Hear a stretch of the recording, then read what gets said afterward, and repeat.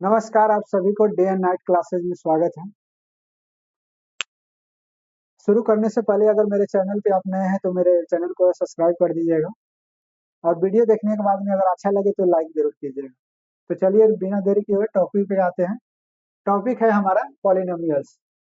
Polynomials में हम पढ़ेंगे विभाजन एल्गोरिदम। एक हमारा टॉपिक है विभाजन, बहुत इंटरेस्टिंग टॉपिक है विभाजन algorithm.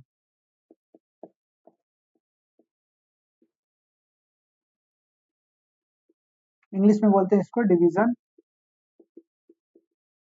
Algorithm.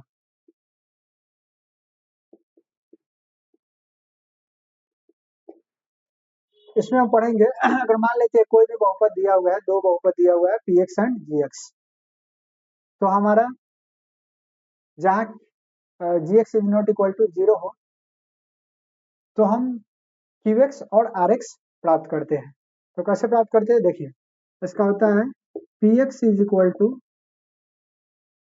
Ji X multiply by Q X plus R X. देखिए यही है बस, विभाजन एल्गोरिदम यही कहता है where G X is equal to where G X is not equal to zero. अगर P X and G X दो बहुपद दिया हुआ है तो हम लोग P X is equal to कैसे निकालते हैं, G X multiply by Q X plus R x.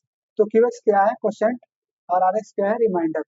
हम इससे इसको डिवाइड करते हैं, जो भी हमारा आता है भागफल वो ये है और जो शेष बचता है वो ये है, आर एक्स से सूचित करते हैं। इसमें हम दो तीन चीजें समझेंगे। अगर P X divided by G X हो तो यहाँ पे क्या आ सकता है, P X divided by G X हो तो पी एक्स का घात माइनस आर एक्स का घात होगा। क्यों? क्योंकि अगर बेस समान है, अगर मान लेते हैं बेस समान है, ये भी पी एक्स ये भी पी एक्स, तो घात अगर बेस समान है तो पावर क्या हो जाता है, अगर डिवाइड में रहता है तो माइनस हो जाता है। आप लोग को पता ही होगा, नहीं पता होगा तो देख लीजिए, मैं बता ही दे रहा हूँ। ये सब चीजें बेसिक है, आप लोग को पता रहना चाहिए क्योंकि आप लोग ना 10th के स्टूडेंट हैं।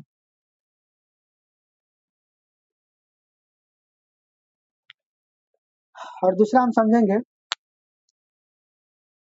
यदि बहुपद पी एक्स को बहुपद जी एक्स से भाग देने पर बहुपद क्यू एक्स प्राप्त हो और शेषफल बहुपद आर एक्स हो तो क्यू एक्स का घात इज इक्वल टू क्या होगा, पी एक्स का घात माइनस जी एक्स का घात।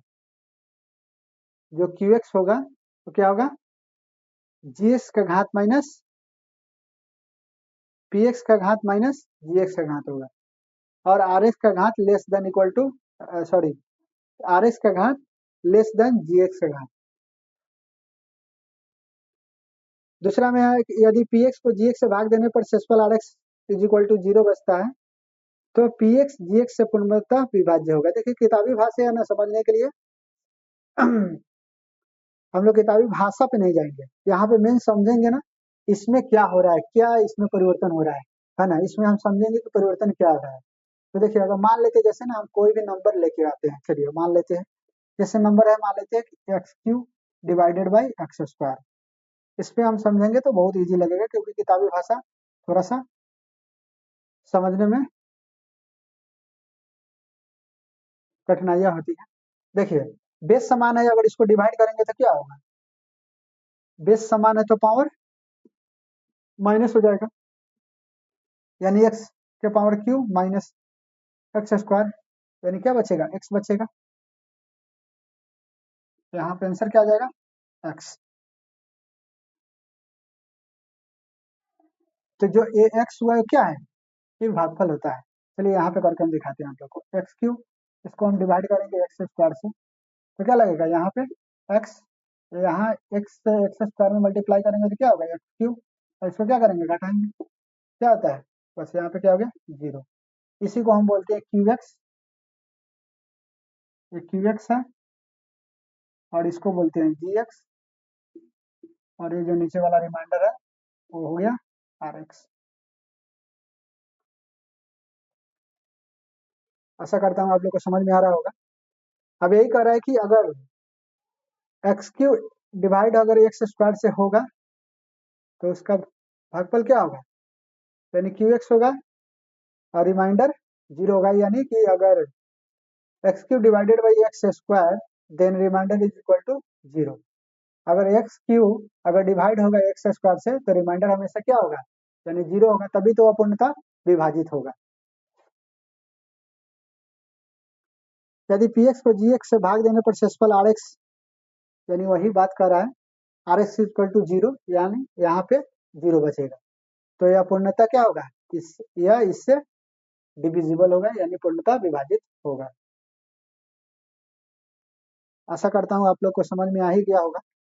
थोड़ा सा मैं इसको इरेज करता हूँ।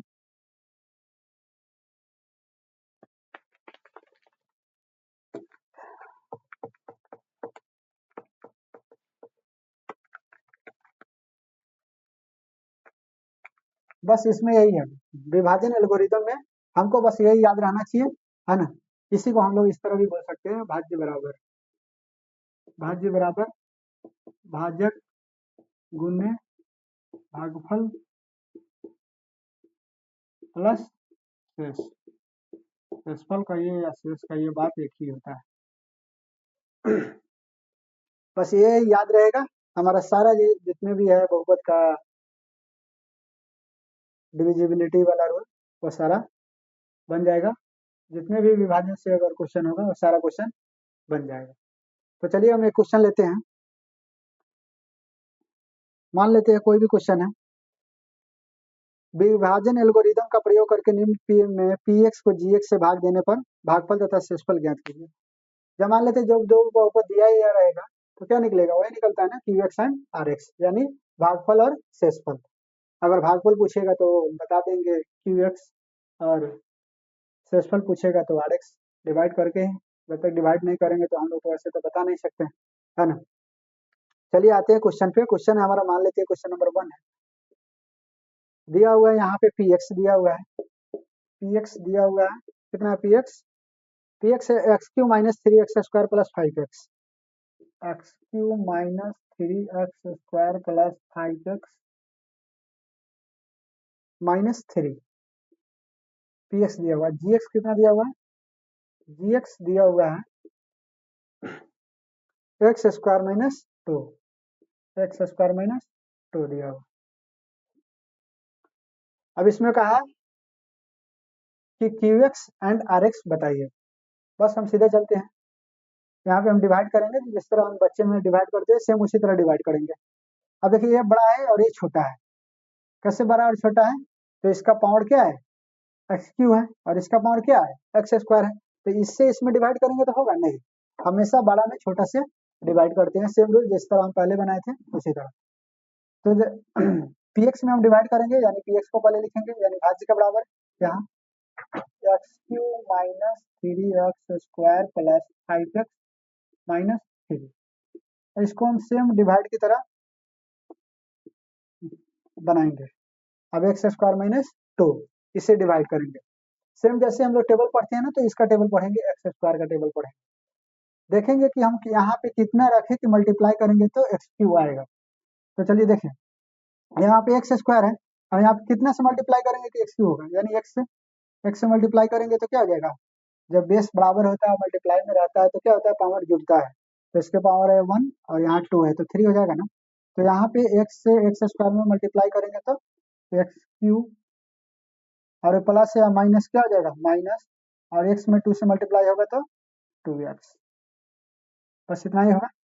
अब इसको चलते हैं, अब इसको घटाते हैं, घटाएंगे तो साइन चेंज होगा, तो माइनस हो जाएगा, प्लस हो जाएगा, एक कैंसिल हो जाएगा, और यहाँ पे क्या बचेगा, ये देखिए ये प्लस 2x है और यहाँ 5x है, यहाँ पे बच गया माइनस 3x स्क्वायर, तो हम लिखेंगे माइनस 3x स्क्वायर, यहाँ पे क्या है, दोनों जुड़ जाएगा, प्लस 2x और 5x क्या हो जाएगा, प्लस 7x, और माइनस 3 है तो वैसे के वैसे उतार देंगे।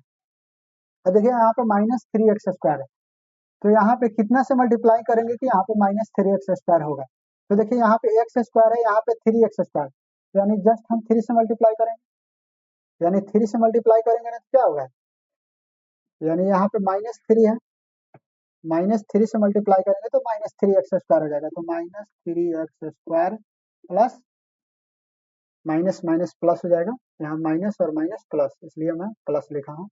और 3 में 2 से करेंगे तो 3 2 जा 6। अब क्या करेंगे, इसको हम घटाएंगे तो ये साइन चेंज होगा, प्लस हो जाएगा, ये भी माइनस हो जाएगा, तो ये कैंसिल हो जाएगा। और यहाँ पे बचेगा -3 और यहाँ पे बचा हुआ है -6।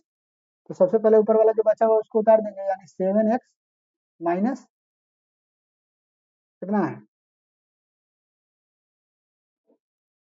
-3 और -6 कितना हो जाएगा, -9। बस हमारा यही हुआ ना भाई।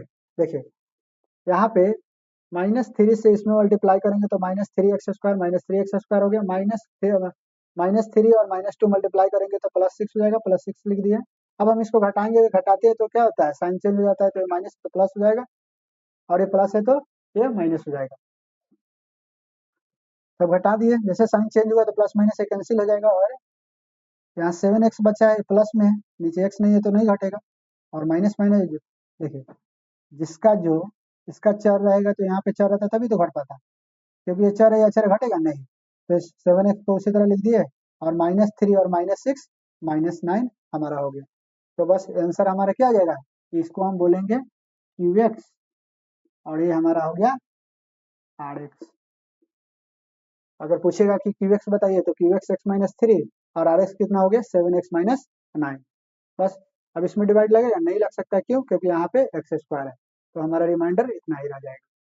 तो आप लोगों को कैसा लगा, समझ में आया होगा, अगर अच्छा लगा होगा तो कमेंट कीजिएगा, अगर कहीं भी डाउट होगा तो भी कमेंट कीजिएगा।